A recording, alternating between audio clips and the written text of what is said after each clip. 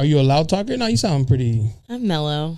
There may or may not be some times where I like exaggerate. I've had people that are like, yeah, so last time. Like that girl from Pitch Perfect. I'm like, no. Oh no, I like karaoke too much to do that. I need the decimals a little higher, please. I'm excited, Jonah. Thank you for having me. No, thank you for, and I'll get into how I found you and all that good stuff. Okay. Are you ready? All right.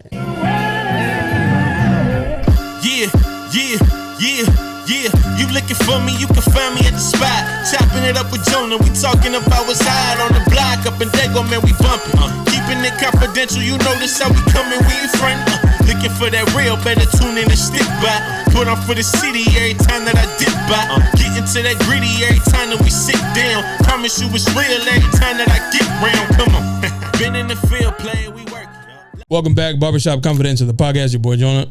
Today I have a special guest, Drew, in La Casa. How you doing, Drew? Fantastic. Thank you for having me. Thank you. What is this delightful treat you brought us? I do not like to show up empty-handed, so we have a mojito cup, and I think that one has lime jello, matcha cake, and then some whipped cream on top that they said, and then there is a coffee creme brulee cake. Ooh, yes. Thank you very much. Absolutely, it's my pleasure. I love that. I love pastries, so. Fingers crossed. I hope you enjoy them. I just had a matcha cake for the first time yesterday. Okay. And it was delicious. I went into very skeptical because I'm not really even the matcha. Shout out to the homegirl Stephanie. She just started her matcha business. Oh, cool. I went to go show her some love, and I didn't get the matcha because I know I'm not a fan of it. I got it from my wife, and I tried it. Mm-hmm. Delicious. I regret not getting it. And then she gave me a cake. Fire. Small business. Yeah. Oh, how cool. Yeah, she just started it, so her cake was amazing, and the matcha with the drink was good. I do not recommend a matcha pistachio cookie that I got. I don't know if I should say the coffee shop. It was Better Buzz, and I love Better Buzz, but that's a commercial. We could shit on them a little bit. I was gifted a matcha pistachio cookie, and it smelled like the fish food that you get, like I admit, like as a kid, you smelled those fish flakes the ones you put on for goldfish. It smelled like that. It smelled like that. And I had a nibble of it, and I was not messing with it. I think some matchas are good. It's hard to gauge. Like, I know we're on a topic of matcha, but sometimes it's sweetened and sometimes it's not. Yeah. But then you end up paying like $8 for a cup that you may or may not like. It's the risk, right? Yeah, I guess so. That's why I didn't get the matcha, because I was like, man, if I don't like this, I'm going to feel bad throwing it away, and it's her small business. But it was actually really delicious. Yeah. Shout out to her. What's your business called? Mommy Matcha. Mommy I'll tell her right here. Yeah, she's amazing. She's actually going to have a pop-up. So she only does pop-ups right now. That's where she's at. She's doing it again on Sunday in Chula Vista. Okay, that's awesome. The cake is amazing, though. I can't stress that enough. Like, the cake was fire. Yeah. Definitely that's really recommend. Cool. No, shout out to all the small businesses that are brave enough to do that. My dad just did his first one. Oh, really? Yes, and he opened up a Filipino cuisine catering company recently. Oh. And he had his first pop-up last month at a coffee shop called Mixed Grounds over in North Park. That's what's up. Yeah, they also have live music there too. Yeah, they're known for like working with like local companies and stuff. Yeah, that's a really cool experience. You're Filipino. Correct. Like both parents are Filipino? No. As far as I know. Oh, okay. You're shaking your head like, maybe. Yes. Full Filipina. I got a tattoo to prove it, but I don't speak any Tagalog. None. No. Damn. And it breaks my heart because I will say, and if my parents are watching this eventually, I did ask when I was younger to learn, yes. Okay. And my auntie also. I think that after my grandparents passed away, my grandpa passed away in 2014, there was just kind of no need for the language in the house. And we're not in a heavily populated, not as populated as like National City. Right. But we're not in an area, I guess, where we didn't use it as frequently enough. And unfortunately, it's just one of those things that didn't carry on in the household. But do you know any words? No. I know more Spanish than I know Tagalog. In your profile, it said sin miedo. And I was like, I know, Filipino, I'm Mexican, but Mexican and Filipino, we have the Spaniard thing where, yes. You know what I mean? Like, I know Filipinos. I had a roommate. I thought he was Mexican when I first met him. And he's like, no, I'm Filipino. You know what I mean? So, like, we're close. Yes. And, like, family oriented, how we care about families, all kind of. My last name is Mendoza, and I always get comments about it because they're like, that's so Spanish. I'm like, do you understand history? It's cool though. I don't know. That's dope. That's cool. I used to.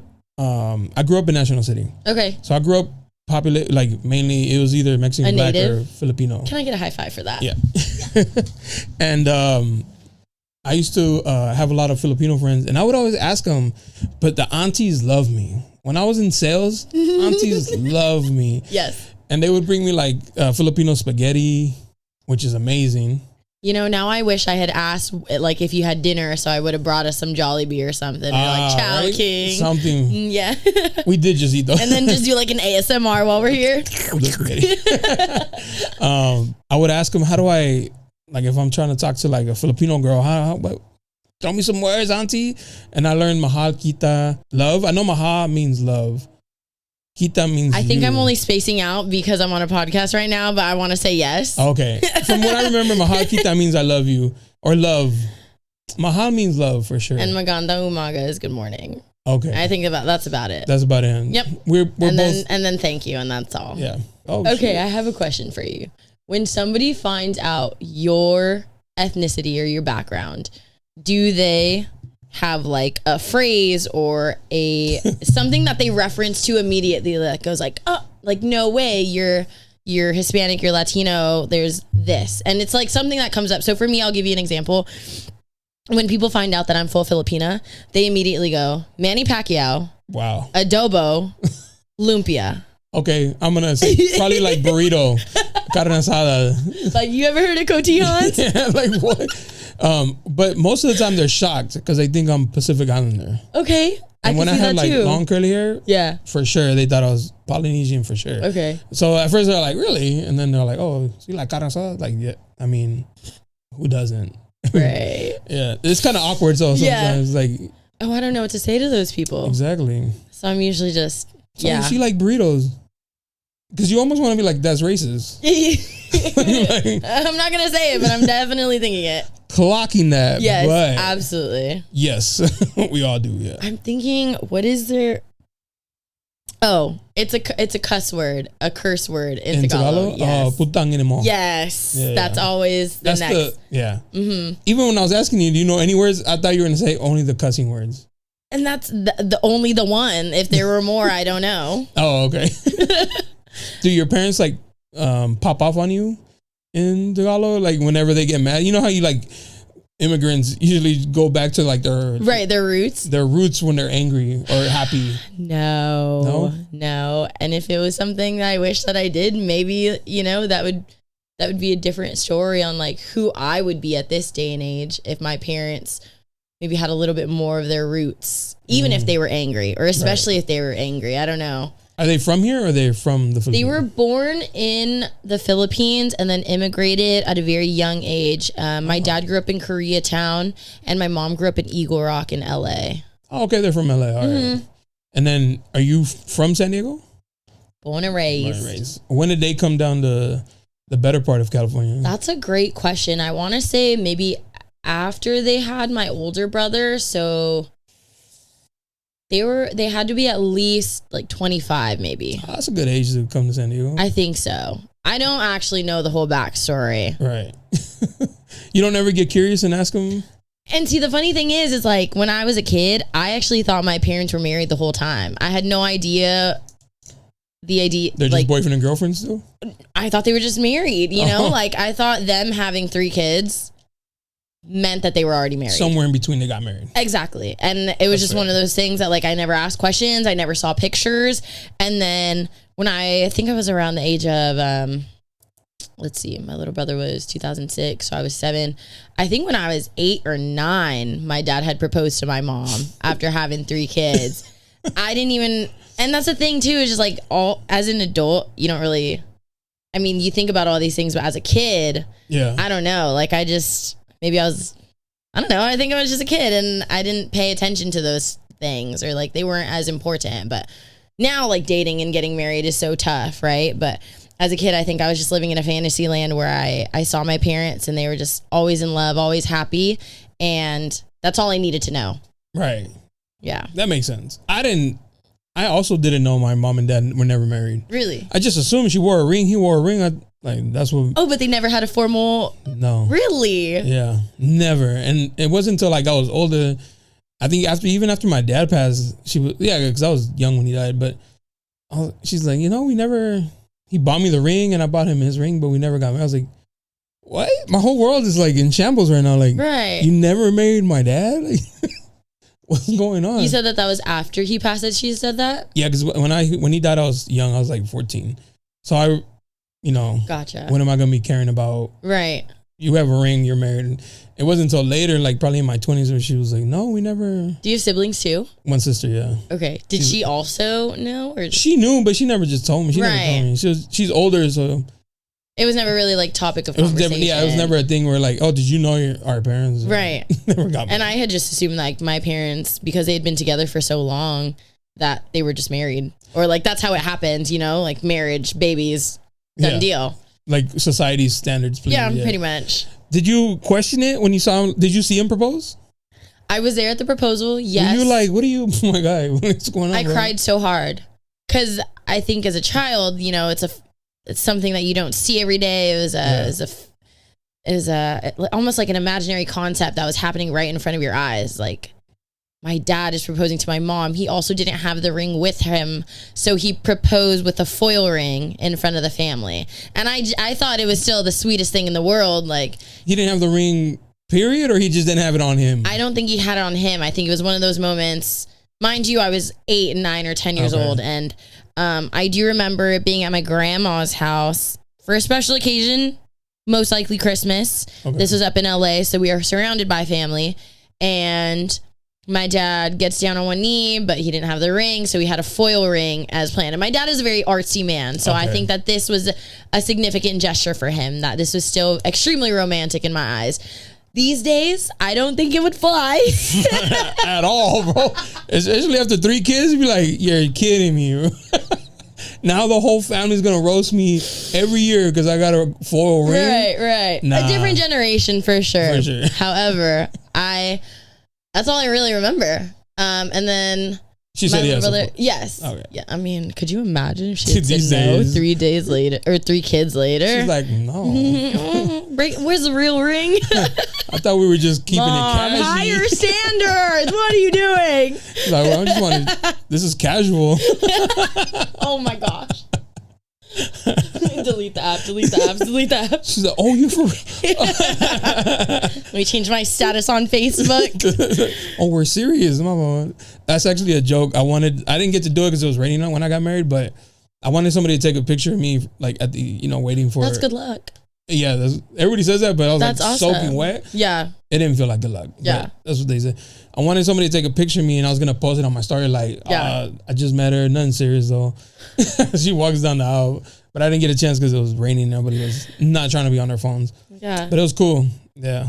Wait, that's actually really funny though, because one of my really good friends and one of my gym gal pals, she got married over in Idlewild, and it did rain that day, and again felt like a crazy monstrous disaster, but it was probably one of the most beautiful ceremonies that I've ever witnessed.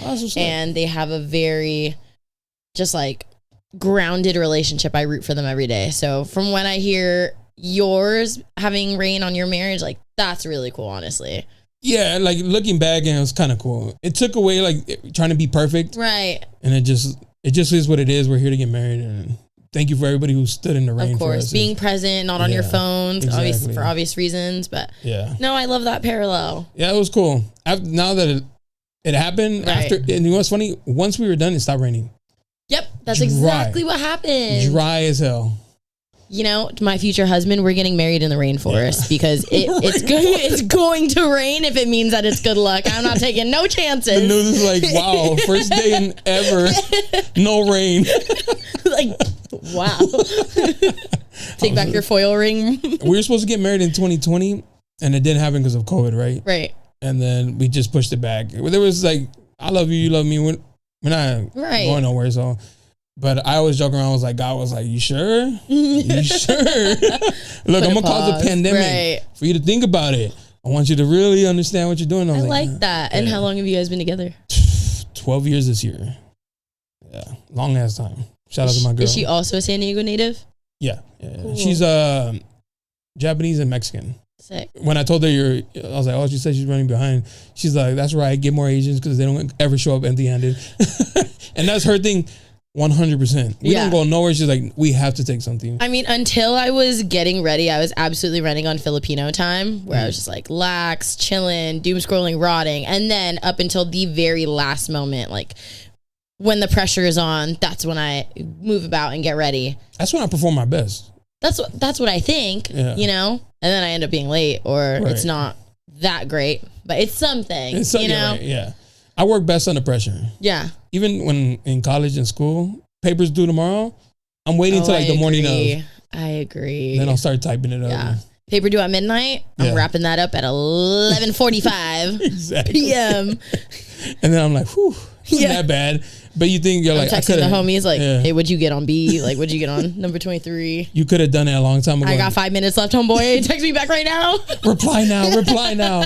Do you go to school or anything like that out here? I do not go to school anymore. I would like to go back, if I'm being honest. I do have my associates. I think I just took a break after, because I have been working multiple jobs for the past 4-something years. Since COVID also. Damn, all right. Yeah. I do want to say how I found you. I found you on TikTok. No way. Yeah. It was a video, just doom scrolling like you know, TikTokers and shit. And was it said, San Diego? Yeah. It said, so that's one thing I look at the video. Yeah. It said, I'm a personality hire. Oh. And then it said San Diego. And so I watched it, and then I went to your page and I watched some of the videos. I was like, damn, this girl's funny. Like, she got the energy, she got the vibe. I was like, thank you. Don't make me cry on I'm in this, like, well, now I got to start reaching out to like guests again. So I was like, I'm going to shoot her a DM. And then so I sent you a DM to come on.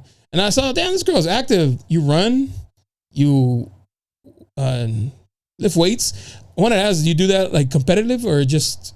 I have competed in 4 powerlifting meets. Powerlifting, that's what I meant. I think with running, it's hard for me to do both. Also, coaching is a little bit of an expense, so I have taken a much needed break on that. For powerlifting? Mm-hmm. I mean, coaching in any aspect of fitness and nutrition, I think, is just like a big bill. Right. Unless you got like a good homie hookup. But I've been fortunate enough to have really two really cool coaches. One, I think I met at one of the gyms that I used to train at, I think at Metroflex perhaps. And then one of the last one was my really good friend, Luis. And we actually met through festivals. And then he actually does powerlifting on the side too. That's dope. Yeah. You like that? You like the powerlifting or running? Which one do you enjoy more? I can't say that I can choose one over the other, because I think for me, running, it's more... in a sense, like, it's cost effective, and like I can just lose my brain over it, you know? Like I now have the ability to run for anywhere from 2 to 4 hours, and that's just like on a random Wednesday, maybe like nonstop at noon. Yeah. Damn. Sometimes it's 420 friendly, I'll admit. Like it's a good time. Other days I'll have just like 2 energy drinks or a coffee before, and just see how far I can go. If I really prep for a marathon, like I did, my cousins and my older brother and I, we completed our first marathon, the LA one. Recently, right? Yes, at the beginning of March. And it was really cool. But my preparation has always been terrible. But for me, it's just like full gallon of water, maybe 3 days leading up to a long run, a Pedialyte, a banana, a Monster energy drink or something like that, and call it a day. That's your meal? And a Pedialyte. Yeah. I think I said pretty much. Jesus. And my brother, supposed to like carb load or something? And my brother said the same thing, because I remember we were showing like all the goodies that we had for our run, and I brought mushroom gummies and like 3 bags of edibles, and then you see their stash, my 2 cousins and my older brother collectively have like 10 packs of gels, you know, Gatorade chews, actual sustenance and supplements. And I'm over here. I'm over here on La La Land like, all right, guys, let's see if we can make it to the finish line. How'd you do? Good? It wasn't the time that I would have wanted. However, I think for me, it was more so the idea that we were able to complete something together that not a lot of people are able to do. Facts. By themselves, let alone with other people. Because I'll be honest, my family knew from the jump I wanted to book it. I wanted to run. I wanted to see my PR because I heard that the LA Marathon, you use that one to see your time so that you can qualify for other marathons. Oh, okay. I didn't know that, but when I found that out, I was like, all right, guys, like I'll sprint. Yeah, like so we were making a meeting spot at the end of the race, and by mile 12, we had left my older cousins just because they were a little bit on the slower side, and we were able to keep a slow, steady pace. I think by mile 20, that's when I was itching to go, and like I would run ahead. I'd hang out with my brother, a little bit. There was a really difficult portion of the run, and I think it was reoccurring because a lot of people had said the same thing where they couldn't find a water station. So that was just like, I think, not only tiring, but maybe frustrating because there are already people who are like, I don't know if I'm going to make it, So I think the really cool part is that in my brain, or the way that I saw it, was that my brother and I have always been competitive, and maybe it's just not something that we've said, but we've always just been competitive people. But he's also 8 years older than me. It's hard to compete with somebody in life who's already been able to accomplish so much. Right. So I think for me, this marathon just showed me like, maybe I'm not where I want to be conceptually in life. However, I also still have these strengths in myself that, allow me to help push other people or like carry on a little bit stronger. Because my brother had sent me a message afterwards, and he was just like, thank you for hanging out with me the last 5 to 6 miles. I wasn't sure if I could complete the race, but with just your presence there was enough to help push me through. And like things like that is just, it makes me feel good because I could have left him, Right. I could have been selfish and then just like booked it and then been waiting for my family at the finish line. But no, I got to dance with my brother. We completed that. And I don't know the next time we'll be able to do, a marathon or something cool like that. Right. But we have high hopes. We want to do a High Rocks. I don't know if you've heard about those. Yeah. That's crazy. I don't know if I can train for one of those. I might just crack a monster and see what I can do. See what happens. Take some eddies. You got it. Hey, we're just going to go over there where the vibes take us. I'm with it. I'm down. Yeah, that's crazy. I only bring that up because I go to the gym. I do lifting. I don't care about PRs anymore. Right. Like, I'm past that. I'm just going into the, keep the tone, I guess, right? Or lose some weight. Yeah. I recently started running. I hate running. I've always hated running. Mm-hmm. If it wasn't, because I always thought like running's, and no offense to anybody who runs, it's like pointless. They're like, unless it's for a reason, like I played football, unless I'm trying to run away from or chase somebody, I didn't really think, I was like, just run, just like that's it. No, run. I get that. Or basketball is back and forth, you know what I mean? Like bursts of speed instead of like long distance. And then I was like, you know what? Like I'm going to give running a try. My first time running a mile was horrendous, bro. Right. Like, terrible. Also running in horrible shoes. I hurt my calf. Like just all bad. Yeah. I've learned the hard way too. I got some new running shoes. Now I'm doing way better. I've progressively like gotten better. That's awesome. At my mile, right? Like I can go longer without stopping. Yes. My goal is to do a 5K. That's my goal. Heck yeah. Do you have any plan that you've been looking around here in San Diego? So yes, we have a collab with another brand, and our pop-up for that is a 5K. Oh, cool. So we just I want to know about that. Please let me know after. We just haven't like gotten the details down yet. Gotcha. Because we, the collab still has to be the main part, and then when. But we want to do a 3 mile, or is that pretty much 5K, right? I think that one's about 3 point something. So that's the goal, to be able to finish it. Yeah. At least that's my goal. I think the most difficult one I've done by myself was the Binational Half, which is the one that starts in San Ysidro and then ends at the Playas de Tijuana. In TJ? Yes. It goes through? Yes. Oh. You just need to carry your passport to get back, but it was really cool. You just run right past the gate, then you're going through the freeway and all the hills, and those are some big hills too. It was terrible. I was about to say, like, especially to get to like Playas. Yes. That's a huge hill. Yeah. And I think that was my first time actually going that deep into TJ. Other than that, that was my first time, and it was. Were you really nervous? Cool. I was nervous because it was my second run, and I didn't have any family there with me. Oh, solo. Mm-hmm. I had a homegirl, but she wasn't able to make it to the finish line because of all the traffic. Oh. So it was just another one of those like me against myself moments. The first half marathon that I ran was a PB one, and I ran that one with a gal pal. But this one, it was like the first one that I was doing on my own. And fun fact, I helped push a car out the way while we were going uphill on the freeway, because the cars were down to one lane, and there were 3 lanes, and the other 2 were reserved for the runners. And there was this kind of like a lemon car. It was a little bit on the older side, but it was stalled right in the middle. And I sprinted over and I asked them if they needed the push. And then 2 other homeboys saw me, and we all like pushed the car out of the first lane and into the second lane. And my calves were cramping. I bet. Bananas for sure. Pedialyte save me whenever I run. So highly recommend that too. Oh, all right. Yeah. I like to drink some like hydration packs after. Yeah. Just to like after the mile I run. And you know what? We all start somewhere, so I ain't even. Heck yeah. How often do you run?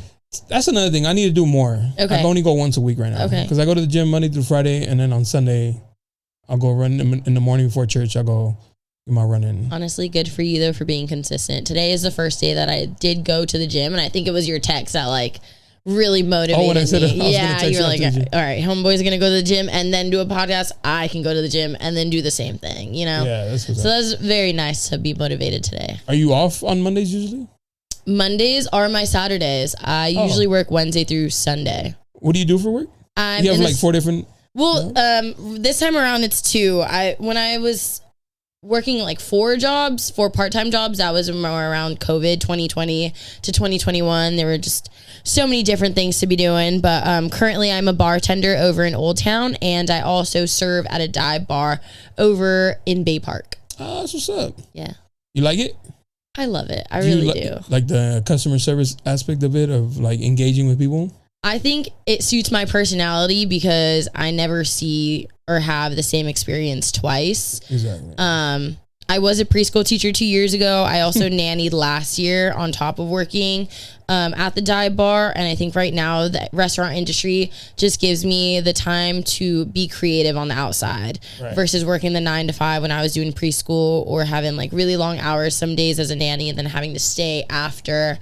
No, I love the service industry. It's hard for me, I think, to leave until I find something that like genuinely truly calls for me. But I think this just like well suits my personality right now and my schedule. If you don't mind me asking, as a nanny, I have an idea, but can you tell me what a nanny actually does? Yes, I think. Because I'm thinking like for the rich, right? Like, here are my kids, handle that while I go smoke a cigarette. So I think it definitely depends on the age range. My little chicken nugget that I was nannying, we started off, I think, 7 to 8 months, and he was in a helmet.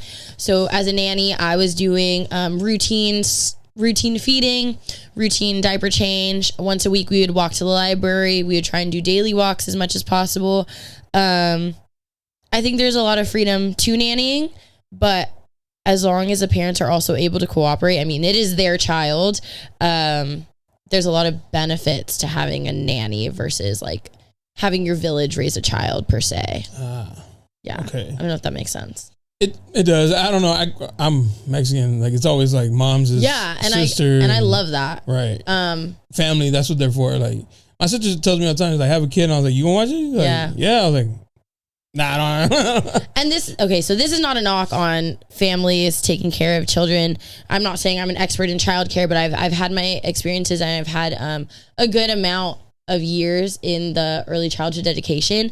And if you think about it, whatever you may or may not align with your parents, if that's who you're entrusting to like care for your kid, that's what traits your child is gonna that's my ideology is if there are things that don't align with you with your parents, right, then that's the energy, the behaviors that are gonna get passed on. And who knows, like you could be the best of friends with your mom, but then your child may not see that, or like they may not vibe. You know what I mean? Or you know how like the grandkids have such a hard time leaving the grandparents sometimes? It's because the grandparents are willing to give them anything and everything, you know? So that makes sense. I am one of those people that just like, I encourage early childhood care, and just like, I love babies so much. I think they need the exposure and just the ability to associate and mingle with kids their own age. Facts. Because like, that's also how they start walking faster, talking, all the things. They learn from each other. Exactly. Yeah. It's tricky because I feel like a lot of parents maybe these days they either want to homeschool or keep it real close to the family or don't want them exposed to other kids, but it's kind of like, that's just life. It's gonna happen sometime. Yeah.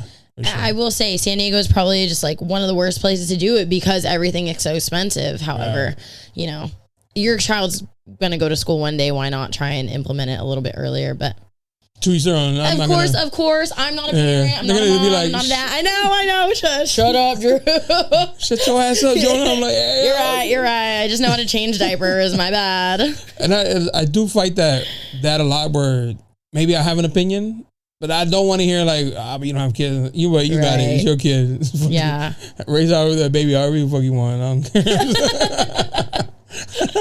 I'm just gonna say like him talking back to you like that is not a good. But hey, if you cool with it, I love it. Yeah. So I just mind my business now. My girl has like opinions to him. She's like, don't put yourself in a situation where they're gonna be like, well, you don't have kids. Like, just let them live. Like, that's their shit. It's tough. I know. And discipline is hard. I think young parents are hard. Extended and blended families, extremely difficult. Or co-parenting. Yeah, exactly. Co-parenting, cohabitating and not being together. Yeah. I think it's all, extremely difficult. And I'm one of those people that, if it makes sense to the parents, if it makes sense to the two people in the relationship, that's them. Yeah. Do you consider all this like into like looking into like dating and stuff like that, or abso-freaking-lutely, Jonah? Let me stay also. I apologize. We're gonna go down a rabbit hole if we talk about dating. If I cuss and it's not something you're comfortable. Oh no. Okay. Let's do it. So yeah, just because it's interesting, I've been with my girl forever. When we were dating, things were a little bit different. Of course. To now, right? I feel like now hookup culture is kind of like, yes, it's understood, and it's like, what do you mean you want a relationship? Like, yeah, we can go have dinner and do all that, but titles? Crazy. Yeah. I feel like you have a good point of view on life, kind of, really, just from getting to know you right now. How do you go into like dating in this era where guys are just really pretty much on bullshit of... Let me tell you this, Jonah. You don't. You don't. And I need my women to stand up and have higher standards. And I know it is easier said than done. Right. However, there was this one article. Granted, I didn't read it. I just know about the title. But it's like, what is it? Like having a man is the most boring thing about you. Something like that. Or like having a man. I would agree with that. That should be the point. Yeah. What's the pushback? Probably for men too. Wait, what do you mean? The controversy. What is the controversy? Are men upset by this title or this article? I think it's more women. Women are upset about it. Who don't understand that you should still be able to have your own life while being able to have a partner. Ladies? You heard that? But I think, my girl's in another room like this right now. As cliche as it sounds, we are human beings and we are inclined for connection and relationships and this and that. But like my homegirls, 2 of them right now are currently going through the breakups, or like they're past the breakups and now they're healing. But shout out to those queens. Yes, and loved them to bits. And I think a lot of the things that I hold back from saying for somebody who's been chronically single for nearly 4 years is that I know, like long pause, dramatic, is that, you should still be able to have your own life.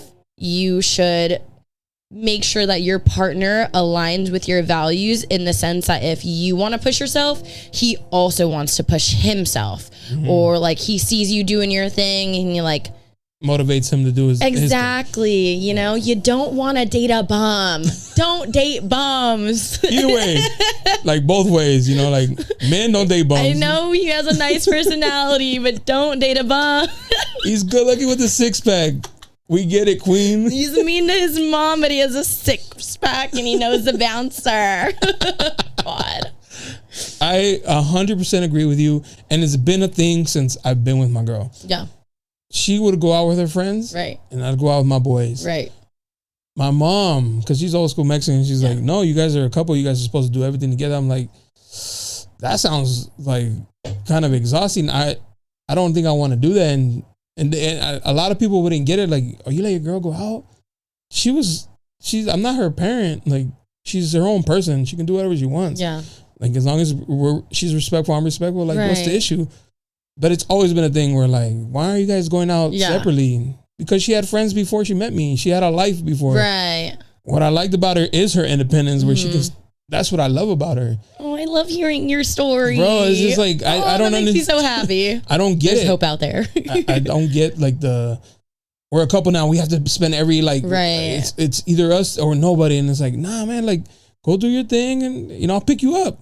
You pick me up when I go out. Oh, I love that. And that's how it should be to me, right? But I've had people on here who think the opposite. Oh, really? And so it's kind of like, like trying to change people in relationships. Like, remember what you fell for, right? Like, what you liked about them. Why are you trying to change that? Like, ooh, interesting. You know what I'm saying? This is a good rabbit hole.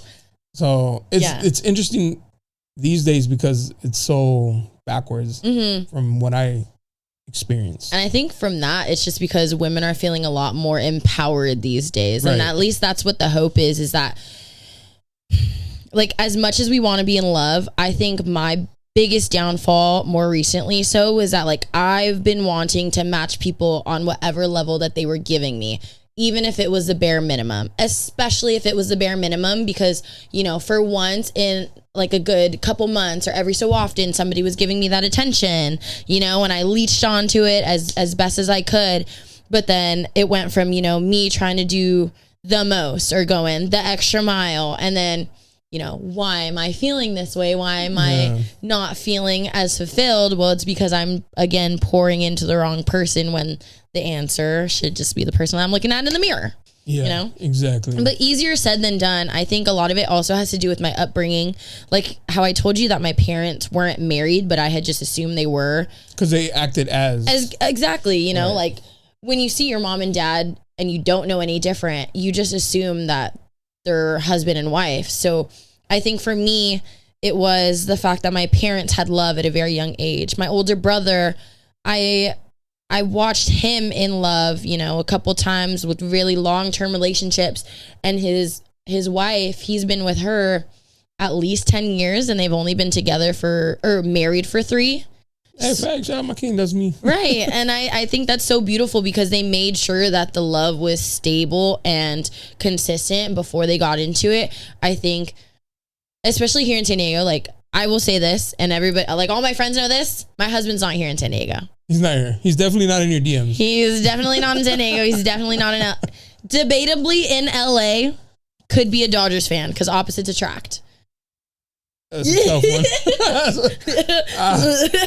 Like, I want to see somebody throw hands, I'm a 49er fan. Oh. My wife is not a Seahawks fan. Oh. Like, by no means. Like, we have to have the same op. Yeah. Like, you can't be my op, baby. Like, I love it though. Like, I'm really not a sports girly, but again, it would be so nice, sometimes I have a little man take me to the game, but right. That also, to some people, that means like, all right, girl, like, what's going on next? What you got going on after? I'm like, that's it. Like, I'm good. Thank you. Time's up. Exactly. Cool. I'll see you later. Yeah. Question mark. Question mark. Question mark. It just is tough. So, are you currently single? Oh, you just said chronically single. Chronically single. Like, but happily chronically singing. Yes. He's like, you know what? I got some bad news. My therapist said it's happened again. Oops. You are single for another 3 to 4 years. You're like, fuck. Do you see hope? Can I get religious on here? Yeah, sure. I see hope in the love that I pour out into the world, because at the end of the day, God made me exactly how I'm supposed to be. I can be, extremely bubbly. In high school, people called me a flirt when I was in relationships because I didn't know the difference between being friendly and being a flirt. But when you're prefrontal cortex is underdeveloped and you think that you're in love with somebody that you've only known, you know, like a good portion of your life, but only been dating 6 months, mind you, like nobody's brains are developed at that time. You think that you know what love is. You know, I know that I have felt love, but I know that I am love. I think that's a better way of how I see the world right now, is that I genuinely, truly want to be loved. However, I am fulfilled, and like there's nothing more than I can ask other than to handle my own business, because at the end of the day, nobody's coming to save me, but I am saved by Jesus. And so in that case, like all I have left is to complete the mission here on earth, which is fulfill my duties as a human being and, you know, pour into my soul as much as I can, pour goodness out into the world as much as I can. And if I am to be somebody's missing rib, which I sure as heck and hope and believe that I am, that person is going to find me when the time is right. But I think too many times, you know, in the past couple, like, sneaky links, or what are they called? Not the situationships. I wouldn't even call these people situationships, but flings. Yes, exactly. Love interests that I've had in recent times. I'm too eager to jump the gun because I have been so openly single for so long. And I also kind of just have to itch a little bit. I do. And also because, hey, all of my homegirls were in a relationship at one point. Now most of my homegirls are not in a relationship at one point. My best friend who was just at Coachella, we just talked about it recently, and she's like, dang, like we're never going to be single in, you know, the same era, same season. What do you know? Like a month, 2 months later. She manifested that. Shout out to Queen. And yes, and I'm so proud of her because she knew that the relationship that she was having with her man was not going to fulfill her future self. That's important too. I think that that perspective for me has changed a lot because, so I'll let you in on a little secret, Jonah. When I was like 22, 23, any chance that I got, I would tell people like, I'm going to have 4 to 6 kids.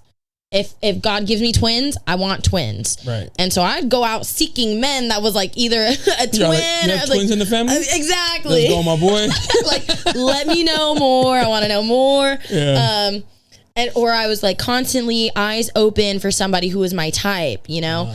And you want to start cranking these babies out. Exactly. Yeah. And I think the issue with that was I was looking for somebody who fit my lifestyle at the time when I was, you know, like very high energy and going to every single rave that I could go to, every single festival, concert, not coming home most of these nights. I wanted somebody during that time who was gonna like, oh, like let's rest and recover and hang out. And just, I love the notion that when you find your best friend, it's just somebody that you want to hang out with all the time. Oh, nothing better than she's sitting next to me and we're both just doom scrolling. Exactly. Sending each other. I could show her the video. That's not fun. I'm going to send it to you. Yes. And then she laughs and then she sends it and I laugh. Being able to sit with somebody and not talk, just their presence is like fulfilling. And I think that pause and that peace is something that we kind of skip over because we're so inclined, especially this generation, just like what boxes mark off like immediately, you know, like it's just like swiping yes or no on Tinder or that's kind of crazy, huh? Right? Like, and I think it can be a good thing because one, you can be extremely high standard, you know, picky about who you spend your time to, because especially if like you're working on something and somebody immediately like red flag, it doesn't go against, or like it absolutely goes against what you're working on, then that's an immediate like next person, you know. Oh man, I got lost on this train of thought. I totally forgot where I was going with. Oh, but sorry, circling back to the whole like kids thing. I wanted to have kids, you know, 4 to 6 of them, all home births, water births, like no hospital. I don't want any meds, nothing. I want it all natural home birth. But then I never realized, you know, until way later that the person that I was asking for at that time only suited that version of me. Now the man that I'm asking for, that I pray to God for, the person that's looking for me also is going to be a good father. So there, you can have a good... That guy probably wouldn't be good for you now. Yeah, probably not. Like you can have a good... You can have a good boyfriend. A couple baby daddies. Let's not. 4 to 6? That's like 2 baby daddies at least, minimum. Not this one. Not this girl. We get one ring, one person. No, absolutely not. We locked in for life. We're going off the grid. We're moving to the woods. Exactly. We're living off the land. We ain't talking to nobody. It's just me and you, and we're locked in. Silly boy. I have friends. You do not. I'm your friend. You're watching the kids tonight. Thank you. No, I mean, that's good that you think about it, but then, you know, life happens. You could have had those kids. Yes. And then end up here like, he's just not who I need today. And I tell people that because, you know, I'm older, but I guarantee it all the time. What you think you want now is not what you're going to want like 5 years from now. Your mindset changes. You start to value things differently. Yes. Like all the things you thought you cared about now, then you're going to be like, that shit is all silly shit. I just want somebody who fucking holds me down and loves me. Yeah. Where like, you know, when you're younger, you maybe a little bit more on the... Right. I don't want to say shallow, but more like superficial. Yeah. The facade of something instead of like the deeper, what they can actually provide for you. Yeah. So. No, amen to that, Jonah. But good thing you didn't have the kids because now you can have them with somebody you. 3 baby daddies. 3 baby daddies. 3 different baby daddies. Could you imagine? That's crazy. We are not manifesting that. We're going to keep that locked in this box right here. It's not leaving this room. It's not happening. I don't judge, but I do think like, man, a girl with like 3 baby daddies is nuts. Like, I don't even think I could get past the first date on. Yeah. You know, if I was single, I'd be like, oh, 3, 1. These days, what can I expect, right? 2, you're like, yeah, that's budget. 3? Nah, girl. Listen, you just have to be single. No, I get that. And I think me too right now is just, as much as I do want to be loved, I have also come to the acceptance, like, it is whatever is in God's will. I'm not going to force the issue. I can't keep putting myself out there for people that do not align with me. I mean, I've been on some wild dates. And wild good, wild bad, or both? Both. Both. Wild good in the sense that like this was such a great date. It was an absolute fantasy. There's no way this could ever be topped, but also like this is a little on the dangerous side. Oh.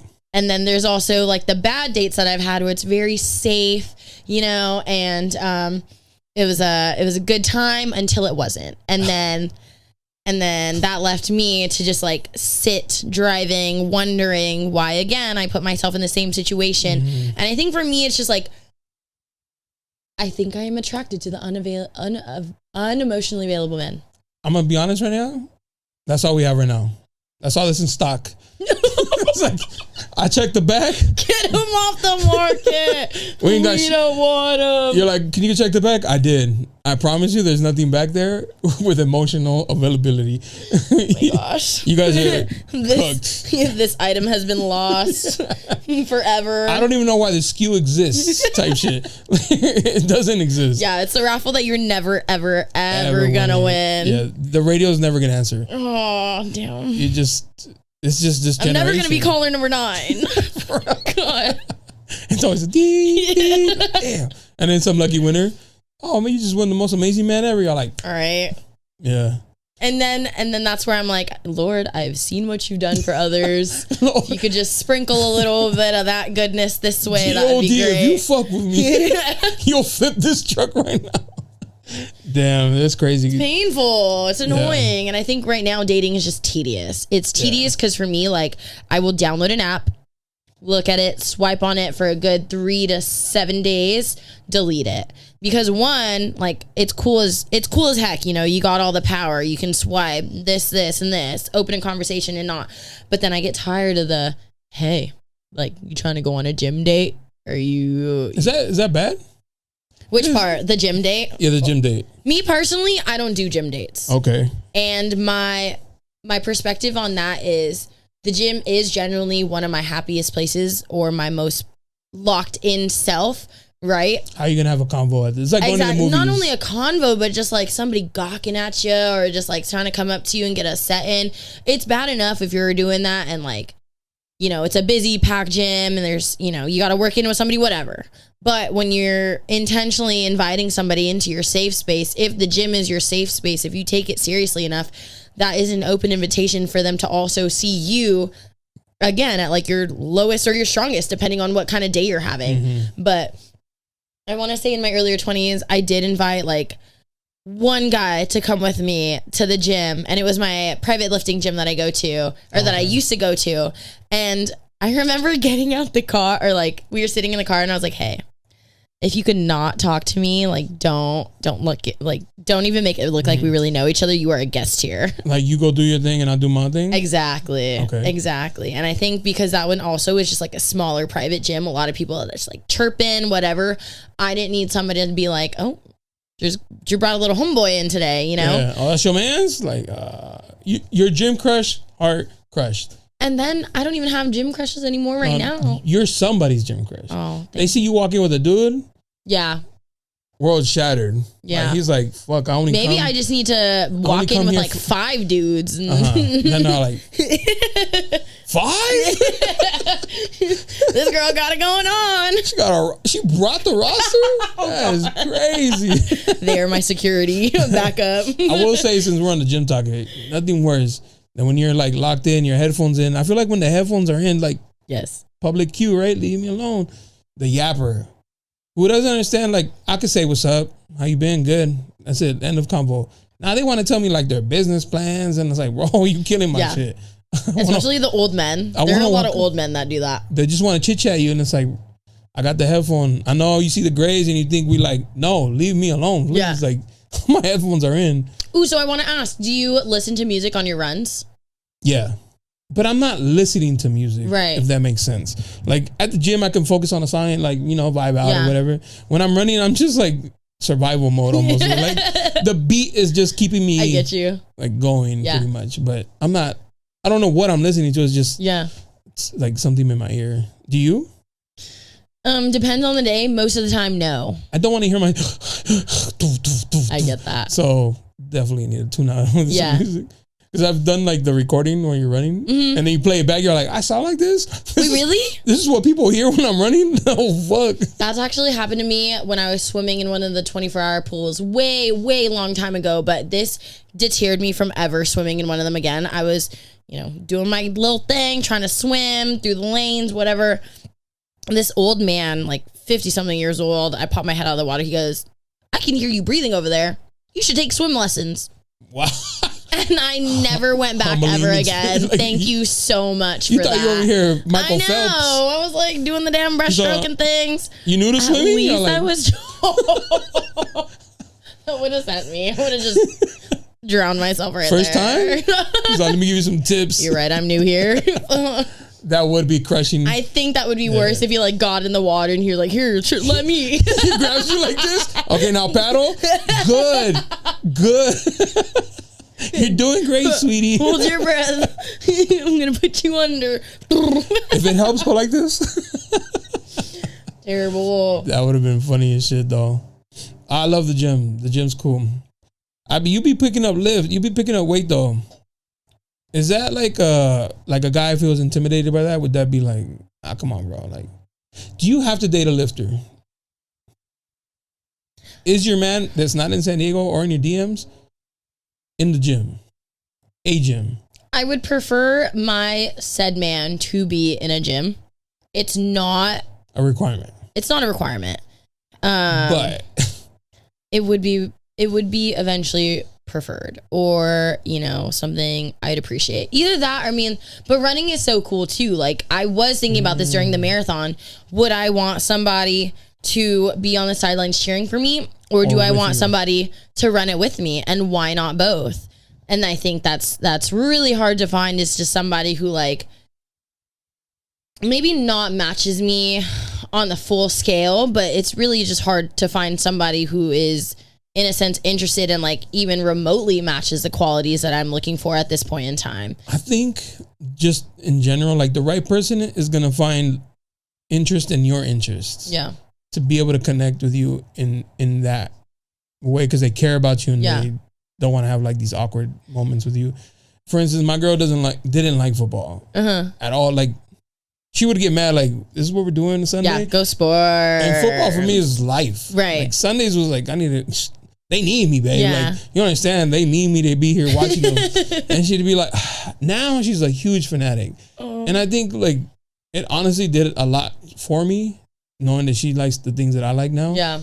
Where I'm like, damn, I love it. I love being able to sit down and watch a game and she's just as loud as me and like screaming at the TV. So I think the right person is just gonna, whether they don't like running, they might be like, you know what? Like, she loves this. Let me try it.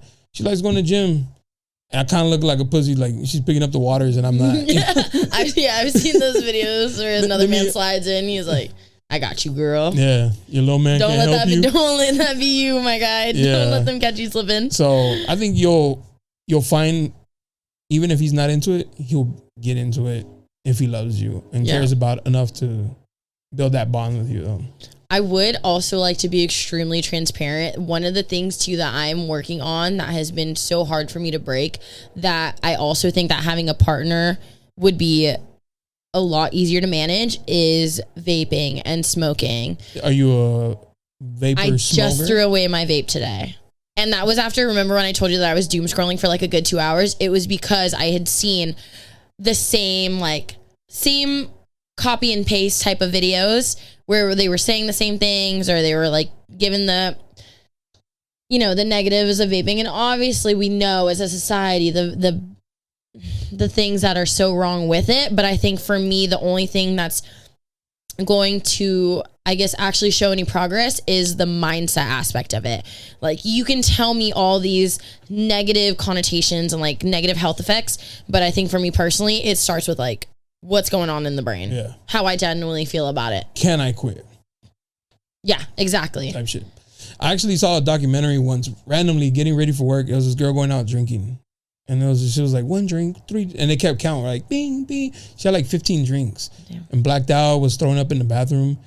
I don't know why it hit me. I was like, is that me when I go out? Like, because I think I can control it. Yeah. Just like the girl in the video, in the documentary was like, oh no, I'm fine. Like, I'll have 4 drinks all night. And they kept count.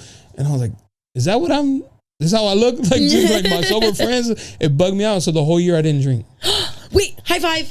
Because I am on my sobriety journey. Oh, congratulations. And thank you. My 1 year is going to be up in September. Oh, it's coming up. I did it for New Year's and New Year's. Really, it's easy, Exactly. For me, I think it's because, one, I work in a bar and a lot of our regulars love them to bits. We see all types of versions of them.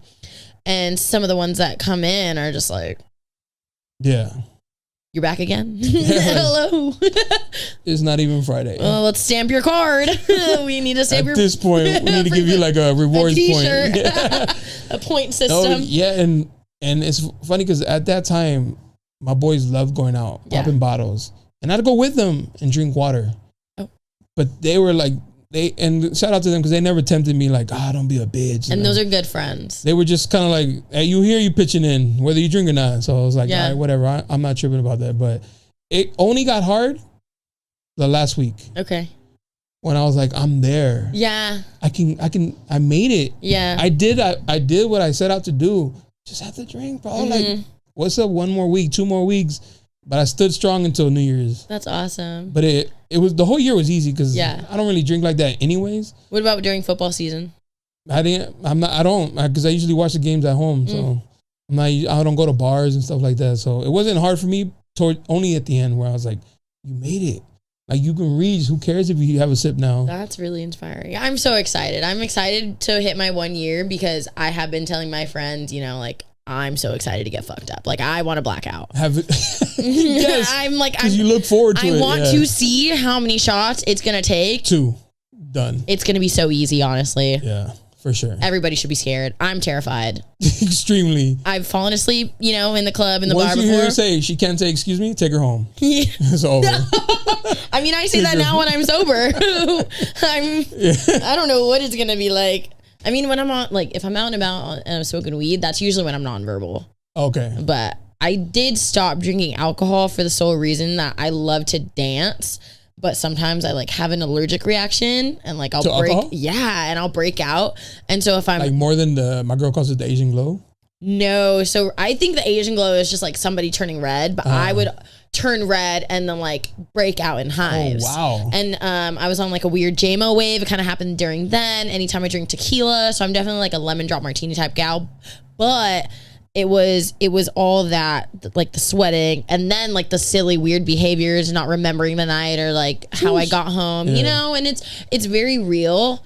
Because I also feel like some people don't recognize it enough. It's just like, I think because I would say I've been there.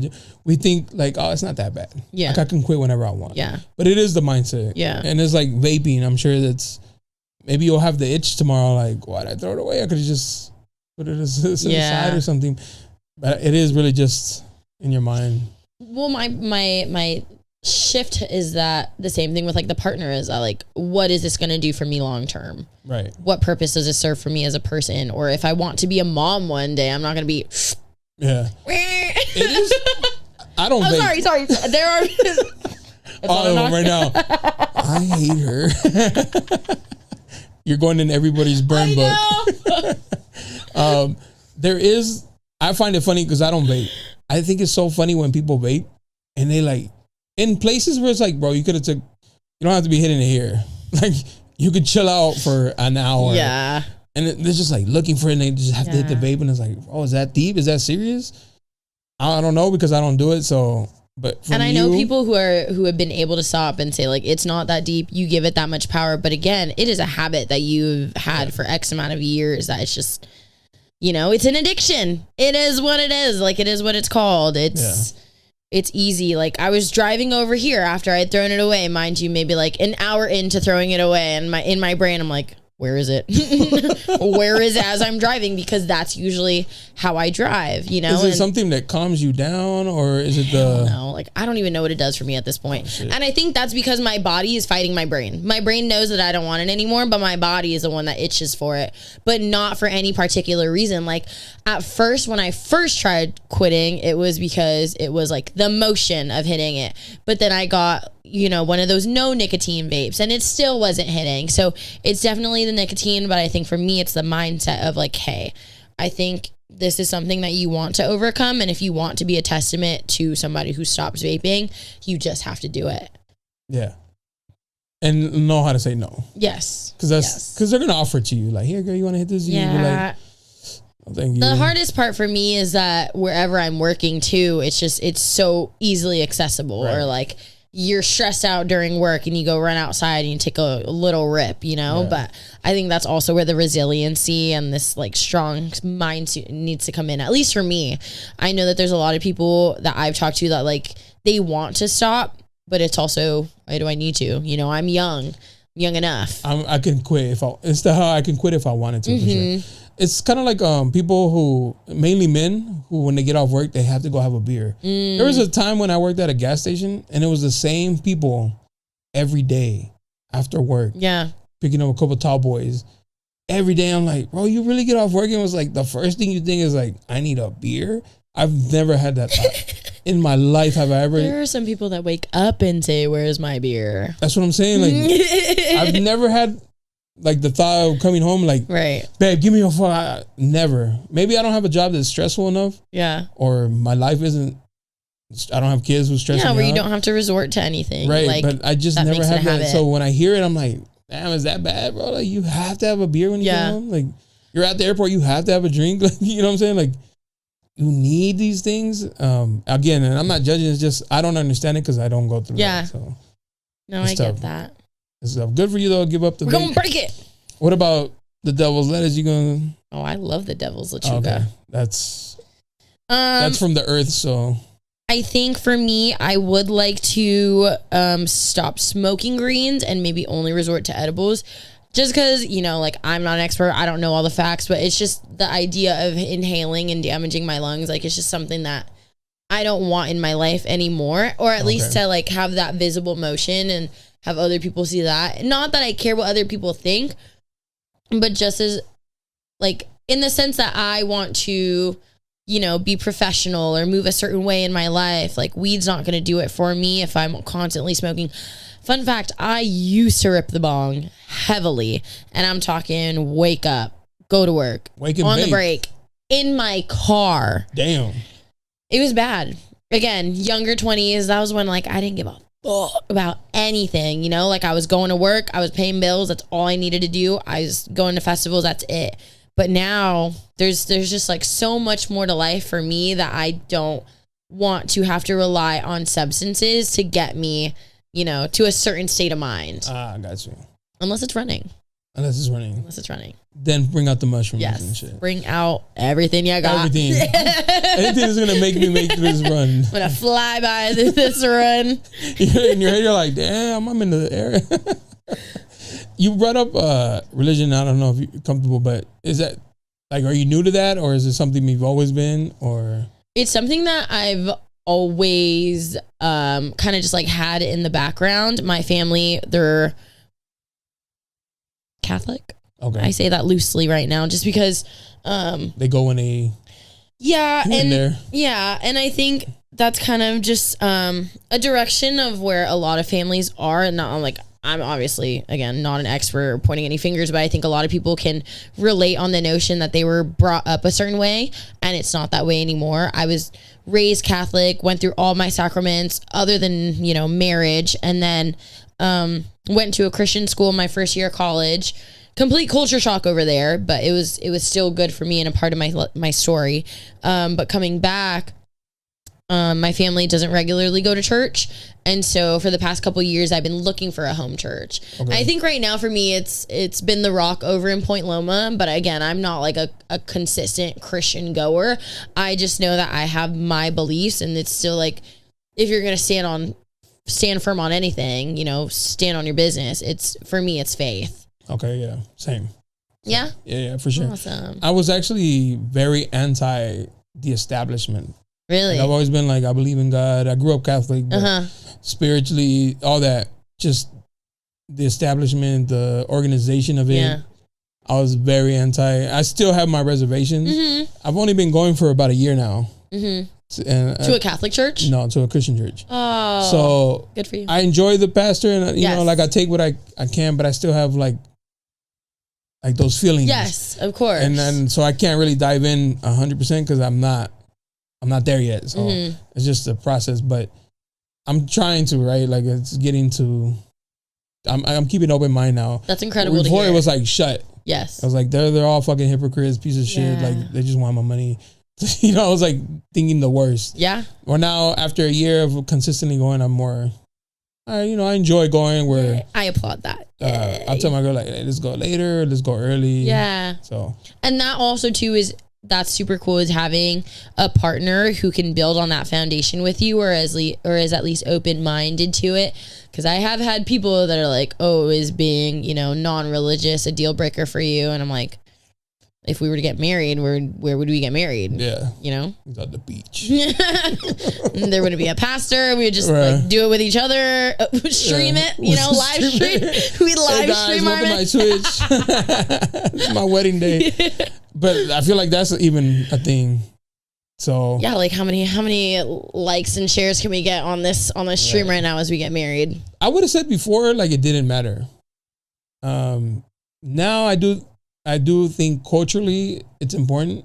Like understanding or being able to relate to somebody's culture is very important. Yeah, because they'll never understand some things, and you're like, this is normal, or the other way around, right? Mm-hmm. And then I think also just, are we on the same page on that? Like, do you have like these morals and principles, right? Or don't you? And I'm not saying that having a Christian man guarantees like he's not going to be lustful or like change down the road. But I think, because at the end, they're men are men. So. Exactly. And women are women, you know, that doesn't mean anything. You know, like you said earlier, a person can change, their values can change. But I think if somebody is able to believe in something that is not of this world, it makes them, I don't know, at least for me, it's not even like the attractiveness. It's more so like, wow, like you believe. That's it. Like you believe and you love. Yeah. And I can leave it at that, even if you go to church or you don't, you know, because I'm not a consistent church goer, but I try and read scripture. I listen to worship music, and I cried on my knees at church, you know, like that's how much I'm moved by faith. And that's also why I am okay with either outcomes of being single or, you know, finding the love of my life, because at the end of the day, that's all in God's will, God's timing. Right. It's all part of his plan, right? Exactly. I'll be honest, I do not like worship music. At all. I don't even go to it. Like, I have it timed out. Yeah. So where they show up once it's done. Yeah. I can't. And I've tried to go there. I'm just like, it's not hitting. I'm sorry. Yeah. But I have had people on here. Oh, my needs like, Don Toliver on a Christian worship song. They'll come on here like, that's my favorite part of the church. Like, yeah. I cried during it. And I've been there and just like, maybe it's me. Like, something's wrong with me because it doesn't hit. But I'll listen to other music that kind of has like the word in it, whether it be like rap. And I'm like, yeah, that I can. Why don't they play this? Mingle a little bit? Yeah, but like worship, I can't. I wish. I don't know what it is. I just can't find it.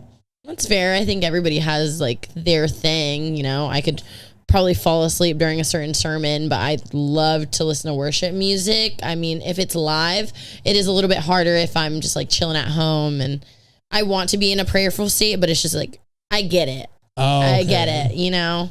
So you rather hear it live than like in your headphones? Yeah, I would say so. I think if I'm listening to it in my headphones or for a car, or like a car ride, sometimes that might mean that there's a special occasion or something is like genuinely, truly weighing heavily on my heart that I need to listen to worship music to cancel out the other noises. But for the most part, I don't go out of my way and seek it, you know, like some people do, or like sing it out loud. I also think that it's funny because I think kind of vaping just has something to do with it too, because I used to love to sing, and I think that, you know, the smoking and the vaping kind of just like took a part of that joy away from me when like messed up your voice. Yeah, just because like I'm not as confident and I don't love, you know, like outwardly singing as much as I used to as a kid. Like I was in church choir, I was in performances and stuff like that, but these days it's more so just like I use worship music to tune out the other noise. I think that's what it is for me. That's dope. Yeah. That's good though. I mean, everybody has their own. Yeah. Yeah. I battle. There's some songs that make me cry. Yeah. And there's songs, it's one particular actually. It's a Mexican song. It's about my last wish. Like living life, because death doesn't play fair. It's like it's coming for everybody. Yeah. Like whether you do what you do. Like that song, or you do like I love it. It makes me cry because I think about it so much that because I have that battle. Like I just want to live my life, like enjoy and experience things, and I'm not gonna be here forever. Yeah. So when I hear like when I'm at Jersey and they're talking about like, you know, you gotta give your everything and commit completely. I'm like, oh, I'm not there yet, bro. Like, I feel like there's still experiences that I haven't got to experience that I want to, and if I go ahead 100%, I'm not gonna be able to. Right. And I feel like I'll regret not have. And the one thing I don't want to ever do is I don't want to die being like, damn, I could have done these things and I didn't do them.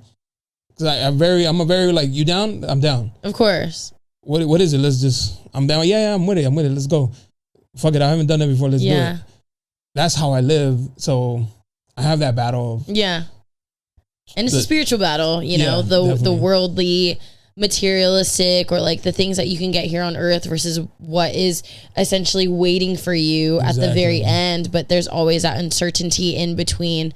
Right. I think for me, just like being able to pray and believe, it bridges that gap.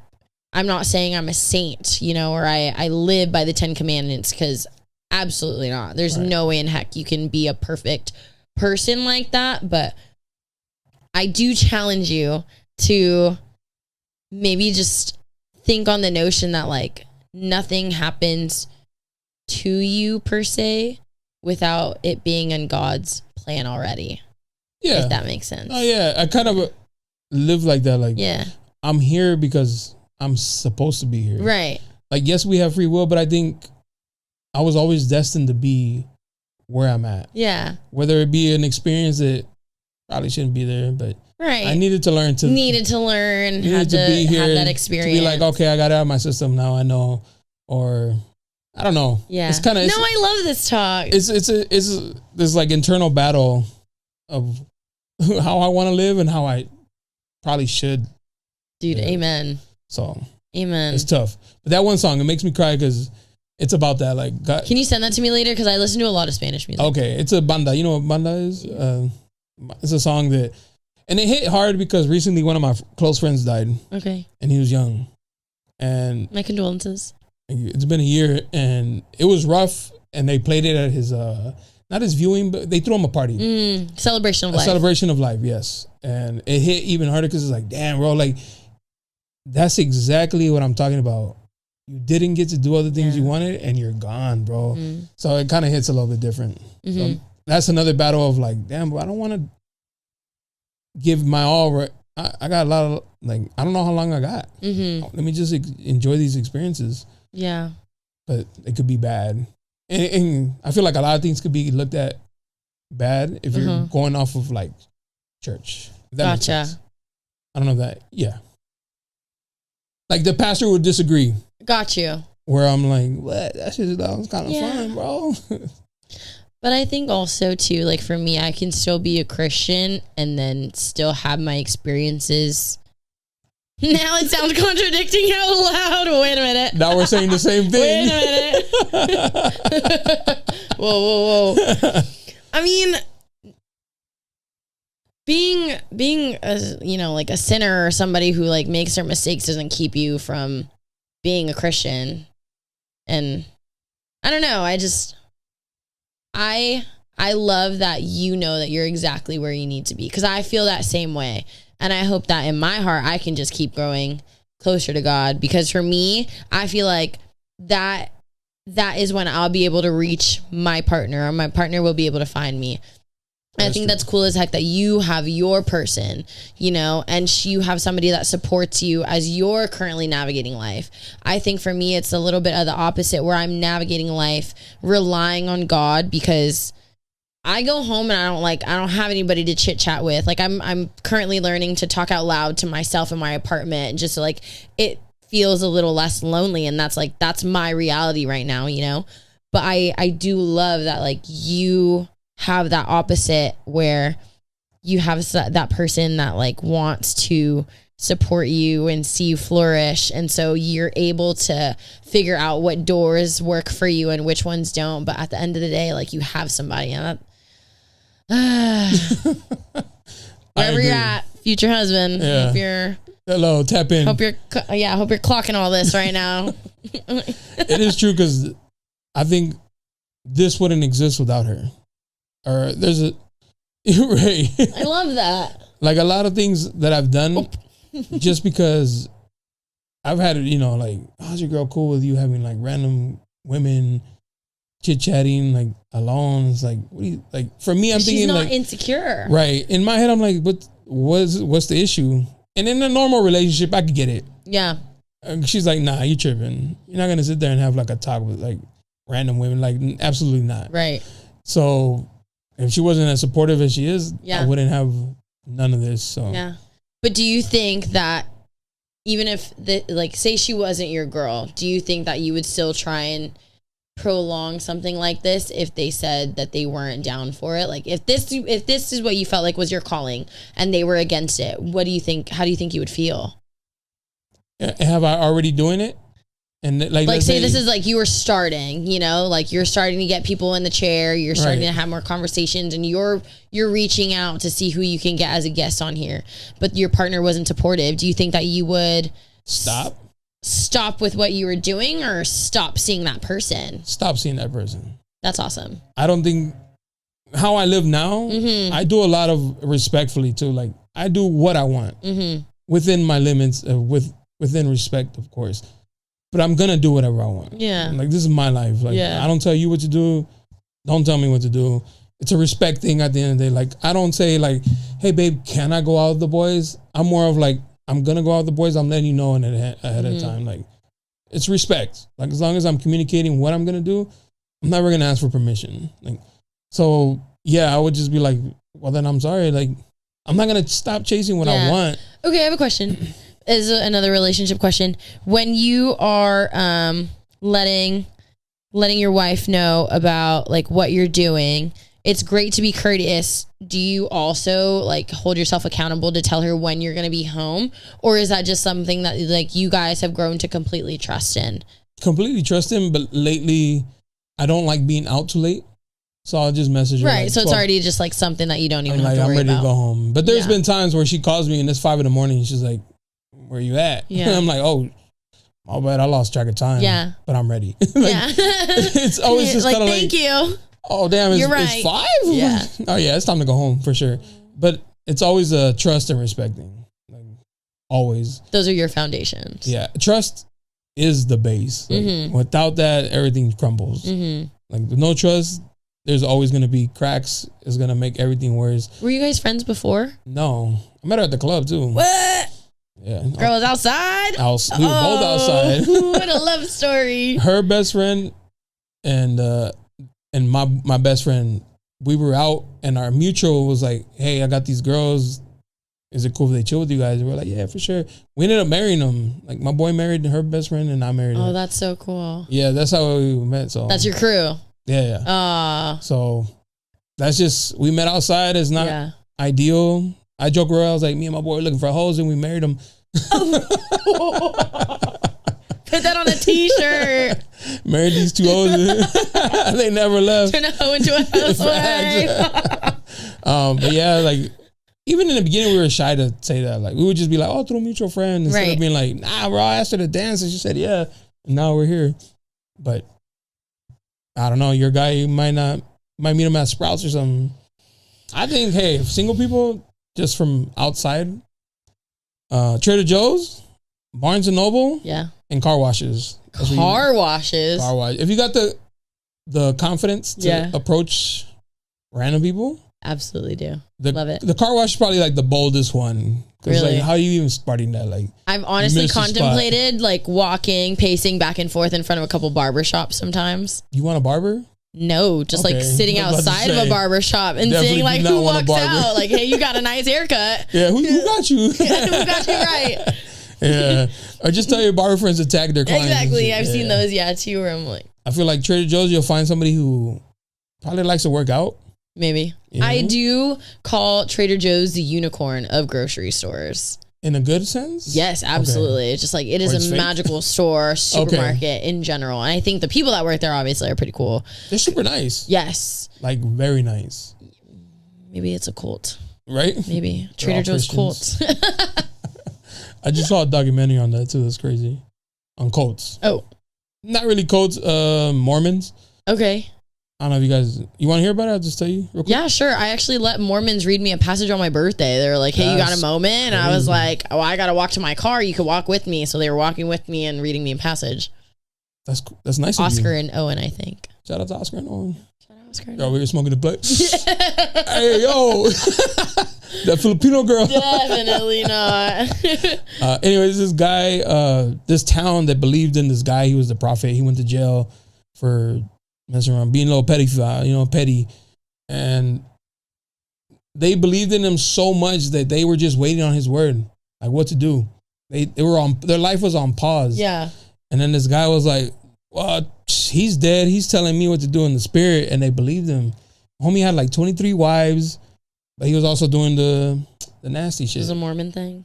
Yeah. So then he eventually went to jail, but the mindset of these like women or these dudes that were giving up their wives and kids to him, he let them, like these 3 guys were letting him marry their daughters and wives.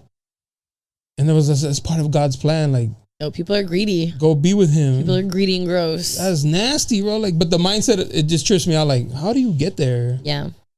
Like, I don't understand alcohol. Like as far as the belief system goes. But like, how are you easily convinced that God sent him?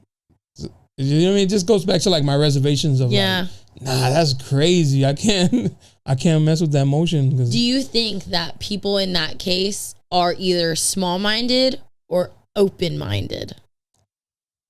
I think they're just a product of their environment. Yeah. Their environment's so small that, and they're blocked from like the outside world, literally. That's all they know. So it's not their fault. Really? I think if you convince them enough to think that this is the way, and their parents were like, this is the way. That's just like, that's just the way. So were a lot of those adults born into that? Yeah. Oh, yeah. I see. Like they were already raised in that environment. Where even like some of his wives, their daughters were his wives. Yeah, we don't like that. Because that's just like their thing was like, as women, we're meant to be submissive to the man, and if my husband says I have to go marry this guy, he would never lead me to like harm, so I trust him. And I'm just sitting back like, bro, what? For entertainment purposes only, this is not to be followed. Please do not follow that. And I don't think that's a thing in cities. Right. But I don't know. It could be, right? So culture, very fascinating. People are weird. Did you also watch, since you like football, did you watch that movie Him? Not yet. I think you're going to like that one. The one, Marlon Wayans? One of the Wayans brothers? I'm not an actor or actress. It's like where they try to kill him or something like that? The football movie? The football cult movie? Yes. Yeah. No, I haven't seen it yet. Yeah. I think you're going to like that one. Because it's culty, right? Mm-hmm. Okay. Very culty. Has anybody ever tried to like approach you to like... Because I feel like church low-key, culty sometimes. Don't kill me, guys. Wait, what do you mean? Like those Christians that are like hardcore, right? And it's like, it's only 10%. It's like, whoa, that's a lot. I think my neighbor is actually extremely religious, and he's invited me to go to church a couple times. But he's also given me like pro-Trump magazines. I wasn't really vibing with that. They also homeschool their son. Mind you, this man is at least in his 60s and his child is younger than 10. So it's a very weird alignment. And I feel for that child because he's homeschooled. Again, it's not my business, to butt in. But I also think it's interesting that they would take it upon themselves to invite me to their church. And I don't know like the different denomination. Yeah, no, I know that there's different like states, houses, realms, if you will, but I don't think that one is for me. I always think homeschooling is interesting. Yeah. And the fact that you're teaching the kid? Yes, mother is teaching the kid. You qualify for that? How do you qualify for it? Do you know what I'm saying? Like, yeah. Like I know you. Should you be doing this? Yes. Do you think you should be the one teaching, not the person who went to school for this? Because then think about it, like that transition into public school or whatever the transition. It's going to be weird. Exactly. Because it's not mom teaching no more. Exactly. Now it's like the teachers won't give a fuck about your feelings. What do you mean we had to do a pacer test? 40 minutes, whatever exercise. The kid's like, I can't take a nap? Mom, let me do miss. What do you mean I can't have my Cheetos right here in the middle of class? Yes. I was always eating. To each your own. Yeah. And I wanted to ask you something. And it's like, oh my Lanta, I have a mini story for you. I was at PB Shore Club. That was the first red flag, is I was at PB Shore Club. But this Caucasian child, and I say child because he was not a man. 21 probably. Yes. Started off with Australian accent, and then he goes, just kidding. 5 minutes later, I'm not actually Australian. I was tired of lying. I said, cool, congratulations, and I shook his hand. Later on, he tells me he's from West Virginia. Comes back up later to me and my friend, uses the N-word, and then comes back around to us later, and then he points at people across the bar, and he's like, do you see those fat people over there? Damn, what you got? And this is the level of man that we're at right now. Right. Is just rude, disrespectful, irresponsible with their words. And we can see him trying very hard, but at what cost? You look silly. And like, I have no respect for you now. But how do we stop those people? How do we teach those people to be better? I don't know. That's the hard part. It's tough. It's cringe. Yes, that's exactly what it was. Like, bro, what are you doing? Mm-hmm. And I feel like I'm around that too much, actually. Mm-hmm. Just the other day, I was getting a smoothie after the gym, and the guy was, the shit he was saying, like, well, I don't like women who this, and I'm like, shut up, bro. Like you think women don't like you. You think that a girl's gonna be like, oh my God, he's the man of my dreams. Like, run away with me, sir. Bro, you sound dumb. Yeah. And they're saying it out loud. Like, shut up. Like, shut up, bro. You make men look dumb. Like, now we're all thirsty fucks because of you. Like, now I can't say hi to somebody because now I'm a thirsty because of you, bro. Yeah. Which is why at the gym I don't say hi to nobody. Like, unless I've seen them enough, I hit them with the head nod. Yeah. At best, like, that's it. That's all you get from me. Mm-hmm. Do you and your wife like to go to the gym at the same time? Nah, because I go before work and she goes down.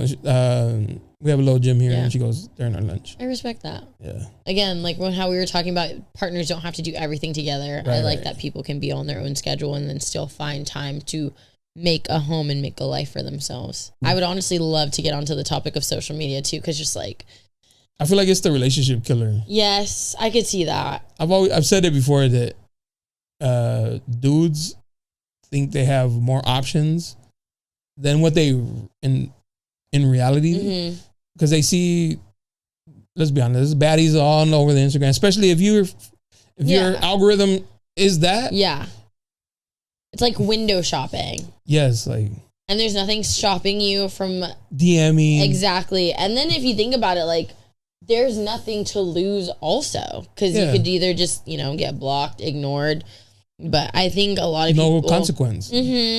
But then a lot of people lose that confidence when they're out and about. And I think that's what's so hard for me to find, at least somebody to be interested in, for me, is bottom line confidence.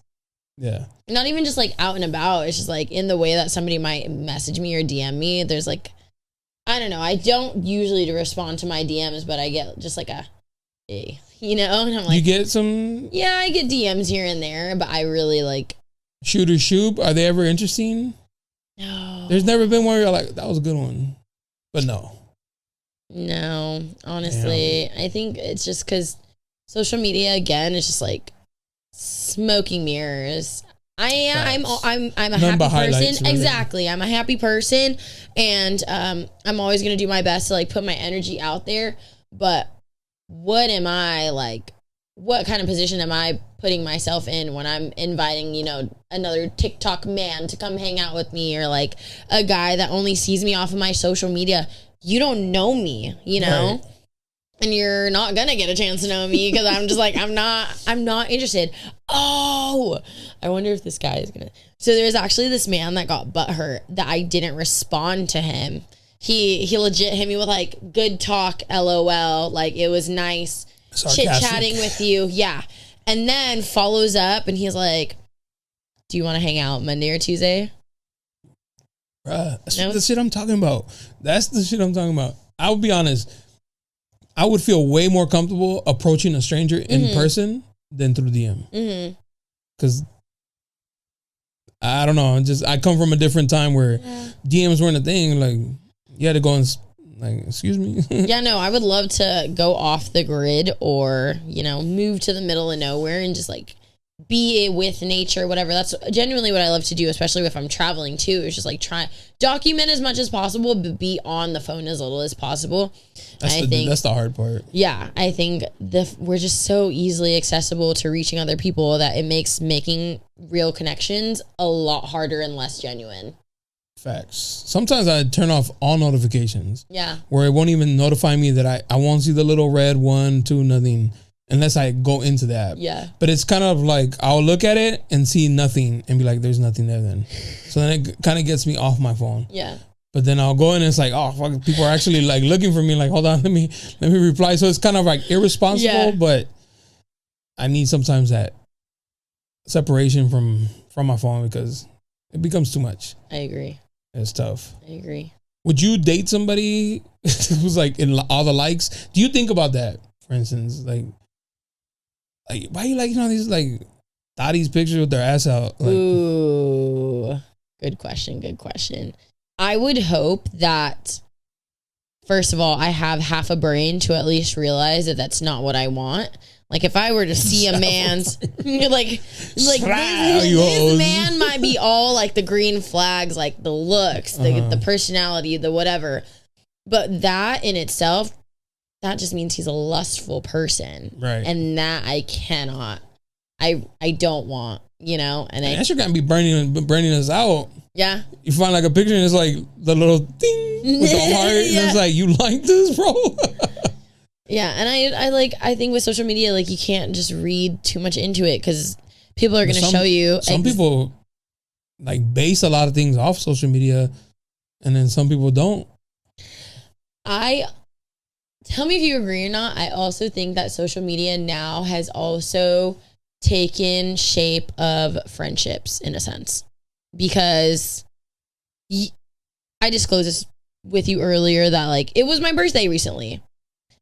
I feel like because I didn't post or share anything or be like on my story like thank you for all the balloons and the wishes that a lot of my friends that I thought would actually know was my birthday didn't actually come around. And like maybe that's my expectations, you know, high hopes, low expectations. But I think, you know, like if you've had somebody in your life for a while that you may know a small detail about them, wouldn't you think, you know, like the birthday, you know, and like that's the bare minimum. I think like not even just a birthday, but just like the phone goes two ways sometimes, you know, it's just like a hi or hello. But I think social media has gotten to this point with us. It's just, oh, it looks like she's doing good. So she's doing good, you know, no need to reach out. It's weird because they also know they only post the highlights. Yes. They're not out there posting themselves like going through it or like I can't read between the lines when you repost like a sad thing, like because you could be directing that at somebody like, but I should reach out and be like, hey yo, you good? Mm-hmm. With my close friends, I'm active like, hey, you good? Like just checking in, bro. Like, hey, you good, girl? Like I just want to make sure everything's Gucci. But I know all my friends' birthdays because I've known them forever, and it's the least I can do is know their birthdays and shoot them a text or but social media has gotten to that like where they only know it's your birthday if you repost or post. Wait, John, I have a question for you. Do you have any advice for a newly 27 or just like emerging adult who maybe in a sense really is inspired by your consistency, the home that you built, and just from hearing about your village? This has been a really cool experience for me. Do you have any advice for me from what you've seen and what you've learned from me so far? Stand on business. Don't let today's society of like, stand on your toes. Like, trust your gut. Firm. Trust your gut. If you feel like somebody's like playing you, they are. Don't believe the smoke and mirrors. I could cry right now. Because I feel like that's a problem. And like they're used to this generation, this newer generation, so wishy-washy on like... We're soft. We're soft as fuck. Like you're not standing on nothing. Like, and then you wonder why people disrespect you because you don't stand for shit. Yeah. So stand on business whether you lose people or not. Because they're going to be in your life or they're not. That last part. Because when you said whether come you lose people or not. People who want to stay in your life will make the effort to stay in it for sure. Do you think that goes both ways? It goes both ways, yeah. You can only water so much before you tap out. Yeah, that's and fair. then, they were never pouring back. Yeah. It has to go both ways. If it doesn't, you gotta sometimes, no matter how much you may care for them, you just gotta cut loose. And it doesn't have to be on hard feelings. It could be on the best. Right. Like, y'all wish you the best, but we just ain't meant to be in each other's lives. Or it was just a season. Yeah. A lesson, a blessing, whatever you want, but stand for something. Because if you don't, I feel like it's like the old classic saying, like, stand for something or fall for anything. Yeah. This generation, so I feel like it's easily influenced. Like, where's the loyalty? Like, do you not value loyalty, principles, morals? Like, none of that. Everything's just kind of aloof. Yeah. That.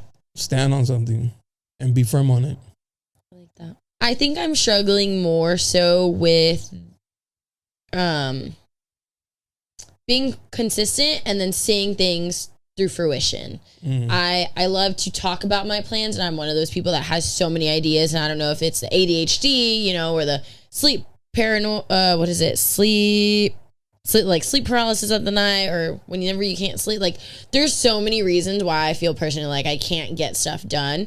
But I think going along the lines of what you're saying, it might just fall under my core values and my beliefs. Standing on business when you said that, it makes me think, what characteristics do I embody that I want to, promote and produce and be able to spread out in the world, because it doesn't happen overnight and it doesn't like come magically. Like that's something like you've been doing this, building this for X amount of years since 2020.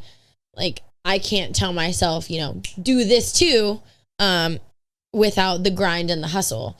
So I think standing on business, for me, it literally means, figure out what I want to do with my life so that I can be the person that I aspire to be versus falling in love with like my potential that I do with other people. Yeah, because then you fall into like the Lululand of like, well, I could have. Right. Just do it. And if it doesn't work out, it don't work out. Like, it's not the end of the world, but do it. Stand on it. Like, that was like one big thing about this that I wanted to quit so many times. Yeah. My mom wouldn't let me. She's like, remember why you do it. You love having the conversations. Don't worry about like the followers. Don't worry about the likes. Just do it. Something pops, it pops. If it doesn't, at least you did and you have the memories and the experience. And that's just where I'm at. So I'm going to keep doing it until I feel like it's run its course for you. Yeah. Yeah. That's cool. But not because the followers doesn't show progress or the likes or any of that. I'm just here for a good time. Yeah. But stand on something and then put your mind to it and go and do it. Like you quit drinking. Use that as like you could do that. You can be consistent, even if it's a 20-second video every week, every day. You got it. I feel like you have it in you for sure. Which is why I asked you to come. I was like, this girl's funny. Like, you got something. Like, you got it for sure. You're entertaining, and that's like the main part in the social media world, is to be entertaining, and you got that for sure. My thing, too, is like, I just want to be relatable as heck. I didn't come from money, but I also didn't have like a terrible or traumatic upbringing. I feel like I just lived like a normal ass life. Things didn't work out for me, and that's okay, because I know that I've also prayed to be exactly where I'm at. And I more recently learned, again, like nobody's coming to save me. I have to open these doors myself. I have to be the one to put myself in the rooms with the people that I want to be in. I think, easier said than done, trying to get all this. I don't know. Some people like have the hustle mindset. Right now, I'm just like, it's tough. It's tough because I don't know if it's the imposter syndrome that tells me like, oh, some days I'm just a normal ass person, but that makes me just feel more real, I think, and like more authentic. Like I hope to relate to people and just remind them that, for one, you could be single and absolutely happy. But you can still have your dark days on your own as long as you are the one to bring yourself out of it. Because, you can rely on your homegirls, you can rely on the substances, but you got to dig yourself out of the pit. And I've definitely felt myself in that pit a lot heavier than most days. But there are opportunities like this where I'm like, a normal person who doesn't have this personality or who doesn't have this confidence. And again, I say that with all confidence because I know who I am and I love the love that I pour out. I create a lot of these opportunities for myself, or like I get gifted these opportunities from God and the universe. So like this is why, is if I keep going, how much better, how good can it get? Yeah. I mean, I feel like the more you do it, the better you get at it, and the more people are going to relate to you and find you, and organically, you don't have to do anything special. You reminded me of this video of these girls at Coachella. Yeah. They were like day one of being regular bitches at Coachella. Yeah. And they were just like wearing like, they don't have the expensive fit. Right, or the stylist. They were freaking car camping, not the Airbnb. A Lululemon bag and like 400,000 or 500,000 views. And it's like, that's fire, because that's 90% of the people who probably went. Right. Like the 10%, but like good for them. But that's not everybody, or people are pretending to be that. But in reality, they're, just regular folk. And that's all we are just regular. Yeah, trying to figure it out. It's not easy for sure. Yeah. There'll be the struggles of doubt, imposter syndrome. I have that shit too. I was going to tell you, whenever you get in any room, act like you belong there. That's one thing I learned as far as like confidence wise, was always act like I already belong in that room. That's cool. So just whenever you find it, even if you got there on accident, act like you belong there. Thank you. Nobody's going to like, Because if you're nervous, they're gonna be like, "Why are you acting suspicious? Like you don't belong here." But if you're confident, like, "Nah, this is where I'm supposed to be," you'll just fit right in with everybody else. I think that also might align with like, you know, these part-time jobs that people work. Some people go to work and they're so upset, you know, like, God, this is going to be a sucky shift, whatever. I don't have that mindset. And being in the service industry, I know, especially in California, like people expect tipping culture. It's like, it's very controversial. I personally love the experiences that I have with either guests at the restaurant or people that I bartend with. Again, I don't drink, so it's cool as heck to either, like, I'll ask people to either critique what I'm doing wrong or like tell me what I'm doing right, you know? And I love having all my encounters with people because I act like, you know, like I'm meant to be there. Yeah, if you're teachable and can take constructive criticism, you'll do better. Because it's those people that you criticize them a little bit and they just like shut down and get mad aggressive, and you're just kind of like, you could have used this as a learning experience instead. You're just like focusing on the negative. So I think it's cool though. Keep doing it. Thank you. You're gonna do good. Yay. You definitely have like a gift for yapping, one, and just entertaining for sure. Thanks. That's dope. This is such a cool experience. I love this setup. Thank you. I do appreciate you sliding through. I had an amazing conversation with you. Thank you so much for having me. Let them know your Instagram. You got 2 of them, right? There's like we got like 700. That's what's up. One for all the X's. Yes, Drew Lani, DREWLANII, on Instagram and TikTok. And then if you want to follow the fitness one, it's gonna be Buns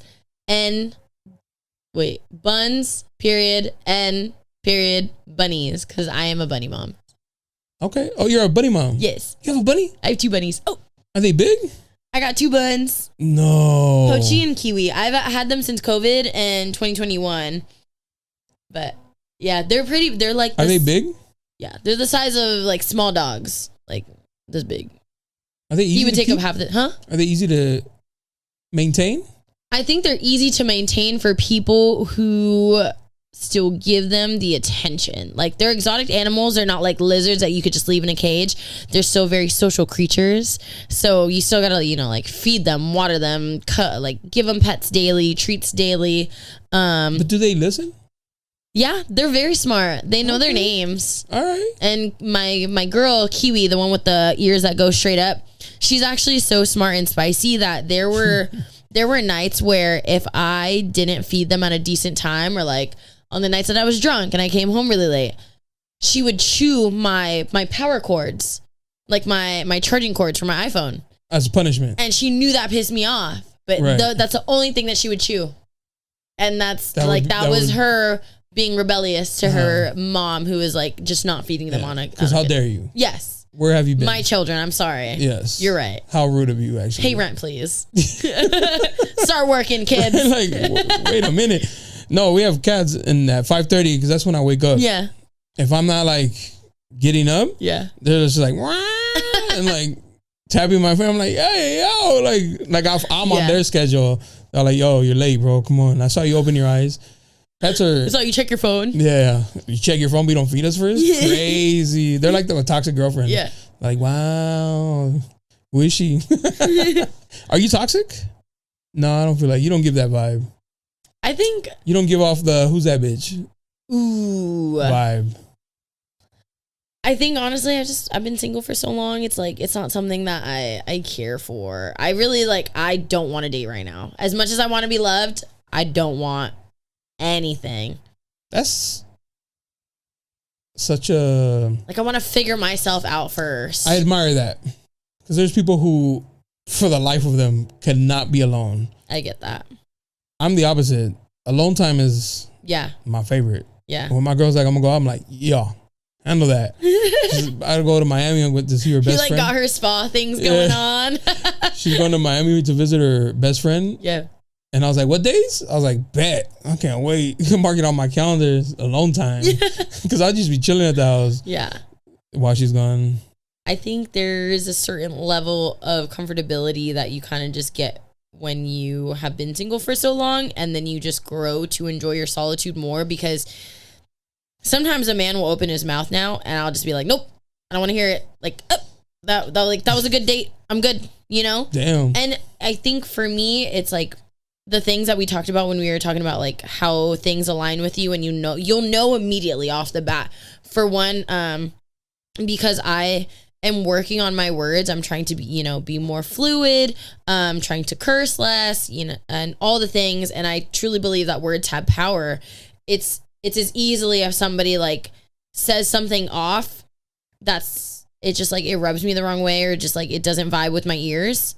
But it doesn't even have to be insulting or anything. It's just like it's not something that I you want to be around. Yeah, exactly. Dating must be tough. Words are powerful, and it's a self-talk. It's all the things. Like, as somebody who tries to constantly listen to her own words, maybe it's because like I loved English growing up, or I do try and read as much as I can. Like, it's as simple as the first couple words that somebody says out their mouth, where it's just like, I think I'm good. You know? I try hard because sometimes I say things that come off mean. Yeah. In my head, they're not mean. Right. I just feel like everybody's tough skin. Yeah. How I grew up.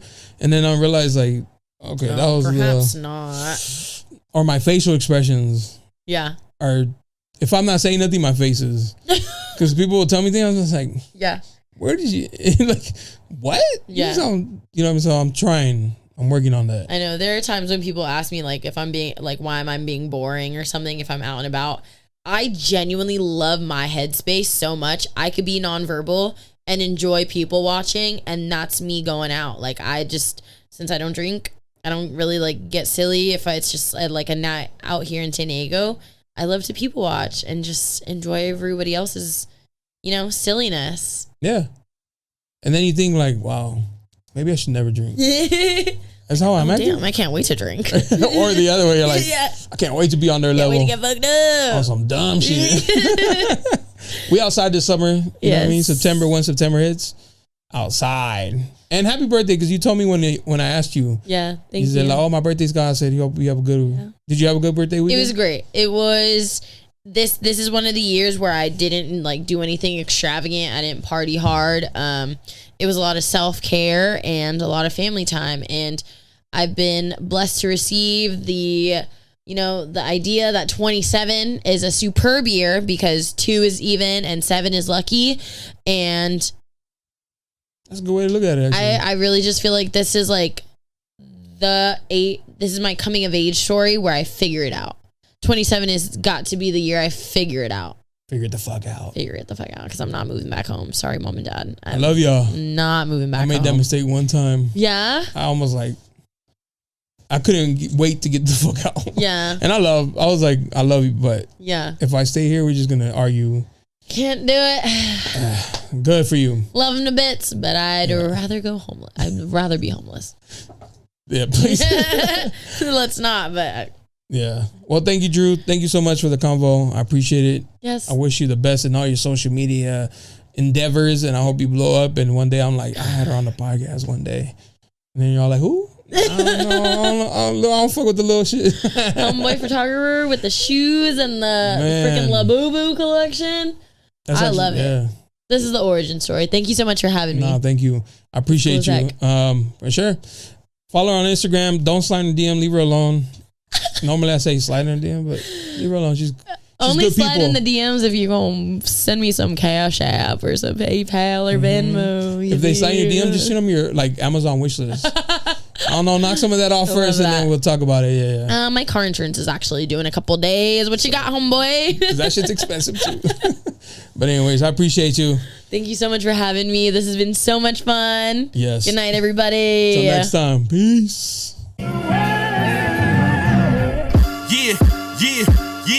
Yeah, you looking for me, you can find me at the spot. Chopping it up with Jonah, we talking about what's hot on the block. Up in Dago, man, we bumping.